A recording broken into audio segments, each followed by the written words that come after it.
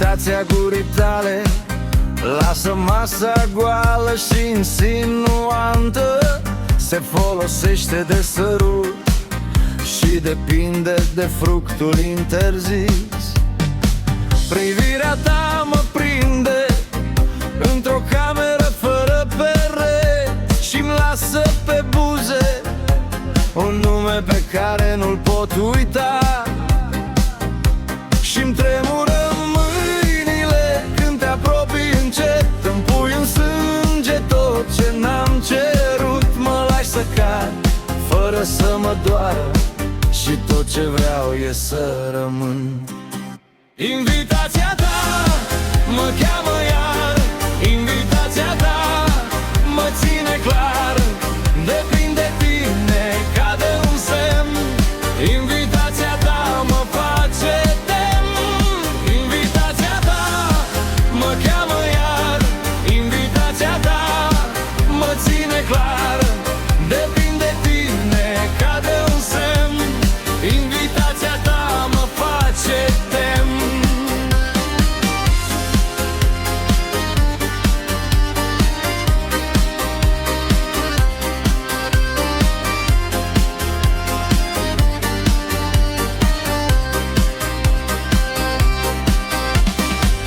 Invitația trupului tău își toarnă dorința în vârful degetelor mele, până când atrage iubirea.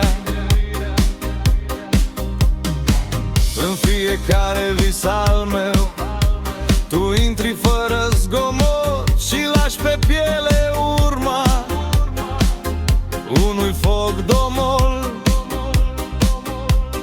Când zâmbești așa se rupe orice zid și mă apropii de ce-am ascuns în vid. Și-mi tremură mâinile când te apropii încet. Și-mi tremură mâinile când te apropii încet. Îmi pui în sânge tot ce n-am cerut. Mă lași să cad fără să mă doară și tot ce vreau e să rămân. Invitația ta mă cheamă iar, invitația ta mă ține clar. Depind de tine ca de un semn, invitația ta mă face demn. Invitația ta mă cheamă iar, invitația ta mă ține clar. Depind de tine ca de un semn, invitația ta mă face demn. Spune-mi doar atât și vin, cu inima deschisă și pașii mici. Dacă mă pierd în ochii tăi, e cel mai dulce loc în care m-ai purtat. Invitația ta mă cheamă